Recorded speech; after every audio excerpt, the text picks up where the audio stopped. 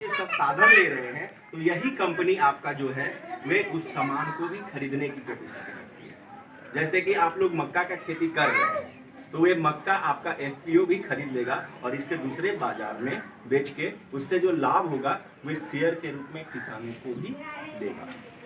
तो दो फायदा हो गया, एक तो हम लोग को सस्ता में खाद बीज इनपुट मिल रहा है, और दूसरा है जो हम लोग उत्पादन कर रहे हैं वो उत्पादन हमारी कंपनी भी ले रही है। तो यानी आपको ये टेंशन नहीं रहेगा कि हाँ हम जो उत्पादन किए हैं उसको कहाँ बेचेंगे, किसको बेचेंगे, वे समस्या भी खत्म हो गया। तो इस तरह से क्या हो गया, कंपनी में आप लोग का बैठक होगा, बैठक में किसान जुटेंगे, बोर्ड ऑफ डायरेक्टर जुटेंगे, और उसके बाद जो होगा जब लाभ होगा तो साल भर के बाद क्या होगा कि उसका वितरण जो है, जो लाभांश लिए हैं, शेयर होल्डर हैं, सदस्य हैं, उनके हिसाब से उनको मिल जाएगा। मान लीजिए कि आप लोग शेयर हैं 100 रुपया का लिए, एक शेयर 100 रुपया का लाभ हुआ तो वे शेयर के। मेरा नाम परमेश्वर कुमार सिंह है। मैं प्रखंड तकनीकी प्रबंधक पीरपैंती आत्मा विभाग के तहत से मैं कार्यरत हूँ। और आज बाखरपुर पूर्वी में किसानों का किसान हित समूह का निर्माण करने के लिए आज बैठक हुआ, जिसमें हम लोगों ने निषाद कृषक हित समूह का निर्माण किया, जिसमें 25 किसान थे, जिसमें कि हम लोग बैठक में अध्यक्ष, कोषाध्यक्ष, सचिव का चयन किए। और ये जो समूह का मुख्य उद्देश्य होगा पशुपालन और कृषि उत्पादन, जिससे कि होगा कि किसान का जो संगठन हो जाएगा, तो ये सोचिए कि एक समूह जो है ये छोटा सा किसानों के लिए अपना बैंक हो जाएगा, जिससे कि वे लोग अपने विपरीत समय में जो विपद परिस्थिति होती है उस समय ये पैसा जो जमा करेंगे, इससे अपने किसान भाइयों को, सदस्यों को सहायता भी देंगे और साथ साथ में ही वे लोग विकास के कार्य भी करेंगे।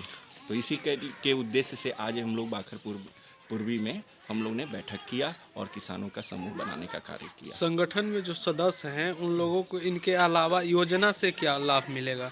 संगठन के अलावा तो ये लोग अपने स्तर से जो पैसा जमा करेंगे, अपने नियम से अपना विचार करके ये लोग आगे का योजना भी बना सकते हैं। साथ ही साथ कृषि विभाग है, मत्स्य विभाग है, पशुपालन विभाग है, और साथ साथ में आत्मा के माध्यम से बहुत सारी योजनाएं चलती हैं जो किसानों के लिए होता है। खास करके आत्मा के माध्यम से किसान भाइयों को प्रशिक्षण का कार्य कराया जाता है, जो प्रशिक्षण करके वे अपने गाँव में आकर अपना खेती बाड़ी में उस तकनीकी जो आधुनिक तकनीक है उसके आधार पर वे खेती कर सकते हैं, पशुपालन कर सकते हैं। और हमारे आत्मा के माध्यम से, भागलपुर आत्मा के माध्यम से हर महीने अधिकतर किसानों का प्रशिक्षण होता है। कुछ दिन पहले हम लोगों ने बकरी पालन का प्रशिक्षण कराया, जो पीरपैंती प्रखंड के किसान भाग लिए और बकरी पालन का प्रशिक्षण लिए और अपने गांव में आकर अपना बकरी पालन कर रहे हैं। साथ ही साथ मधुमक्खी पालन का हम लोग प्रशिक्षण कराते हैं, तो वे लोग भी मधुमक्खी पालन का कार्य कर रहे हैं।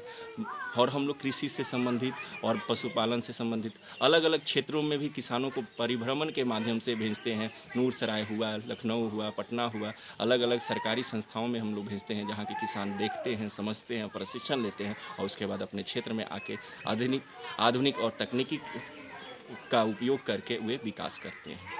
ऐसे तो किसान में जो है संगठन में जुटे हुए हैं वो तो अपना पैसा जमा करेंगे ही करेंगे।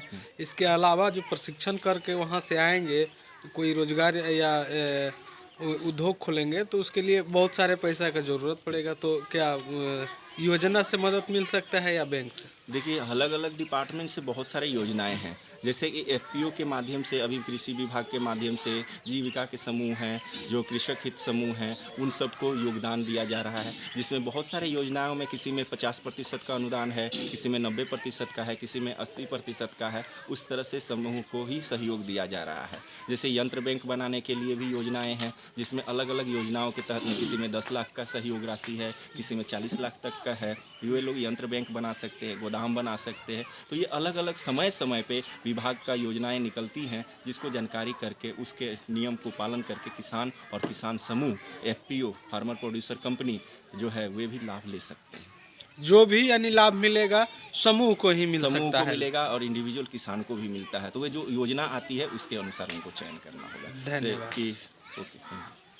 आज जो उद्देश्य था, हमारे परमेश्वर सर जी आए थे और इनको आदेशानुसार हम लोगों ने एक समूह का संगठन किया। उसके हिसाब से अध्यक्ष, सचिव, कोषाध्यक्ष बनाए हम लोग। और प्रयास हम लोग का रहेगा कि ज़्यादा से ज़्यादा ढंग से हम लोग चलाएं इस समूह को और जितना हो सके आगे बढ़ा के लाभ उठाएं। यही मेरा आग्रह है सब समूह के सदस्य से कि अच्छा से अच्छा ढंग से चले। क्या नाम हुआ? मेरा नाम अभय मंडल हुआ और यही हम लोग का प्रयास है।